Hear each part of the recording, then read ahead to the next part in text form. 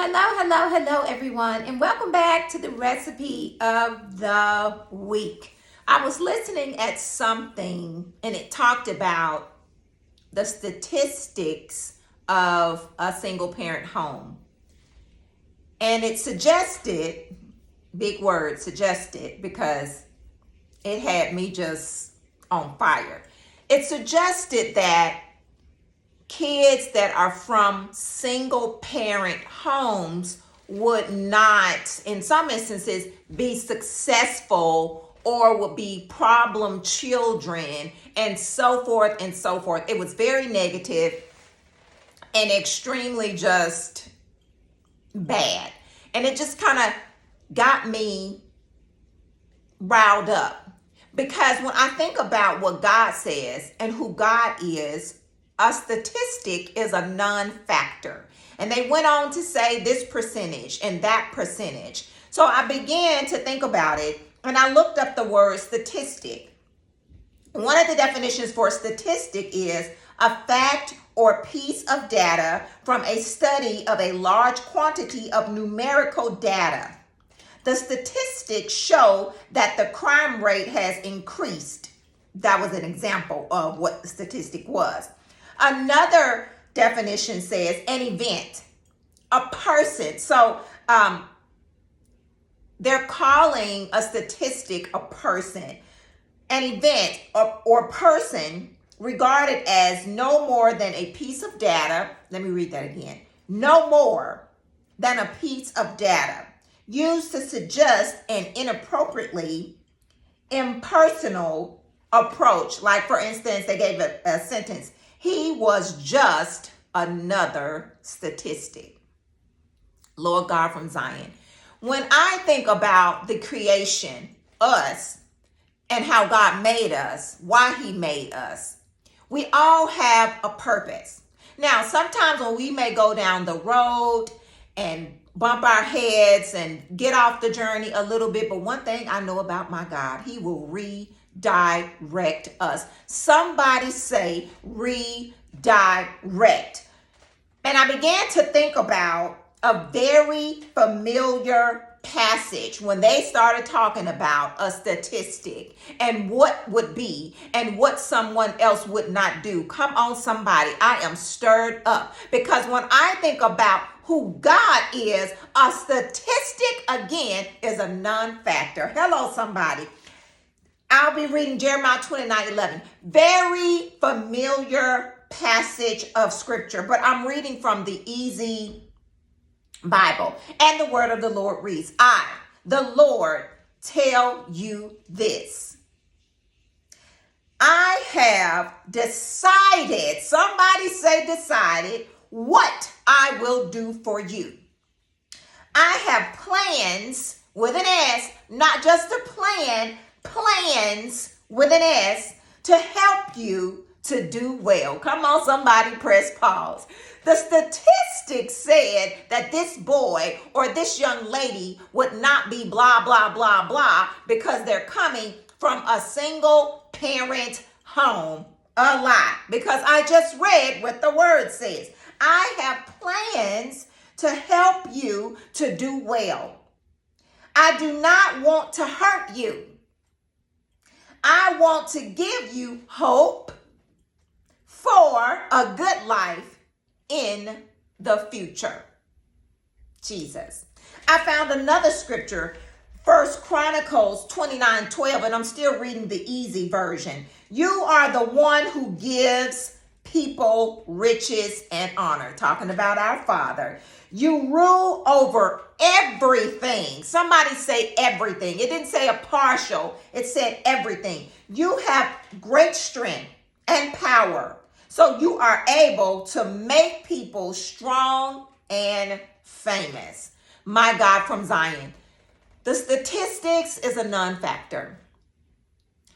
Who are people to say what someone will or won't be? And I know, I get it. A statistics is a study. That's what I'm hearing in my spirit. It's a study. And that's fine. That's totally okay. But I suggest single parents whether that be a woman or whether that be a male. Speak life over your child. Declare and decree some things, because the world says that they will not make it. Listen to me. God is a God who cannot fail and cannot lie. He didn't fail when he created that boy or that young woman. He didn't fail. Somebody say he did not fail. And the word says that he has plans for us.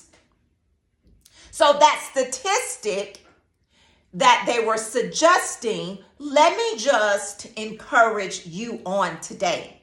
God has plans for you. Plans for you to prosper, succeed, to do exceedingly, abundantly above all you can think, dream, or even ask. Single parents, pray over your children. Lay hands on your children. Anoint your children. Pray, pray, pray, pray, and more pray. Because can't nobody do us like Jesus. Speak life over your children. So what? You are a single parent. But you can and you will, through and with Jesus, make it through this situation with your kids. I have an amazing young man, and I've raised him all by myself. Yes, I have. Amazing young man. Nobody's child is perfect. They have to journey through life. One more time. They have to journey through life. But my sister was speaking to me the other day. Excuse me. And she said, you got to remember that the Bible says to train up a child. And she said, Ksania, you have done just that. I know what seeds have been planted in mine. Speak life starting today. Speak life over your children. If the world says, and it does, that they will not be blah, blah, blah, you be reminded that the Bible says, the Lord says that they are the head and not the tail. Come on, somebody. The Lord says that they are above and never beneath. The word says they are lenders and not borrowers. They're not. The Lord has plans for their lives. Be encouraged. Be encouraged. Be encouraged. I was also thinking about, there's a scripture, and let me take my time with it. There's a scripture that says, the heart of the king is in the Lord's hand. And pretty much he can turn it whichever way he say. In this instance, the king in this instance could very well be a situation. The Lord can turn that situation whichever way he says. But he said that he has plans for your life.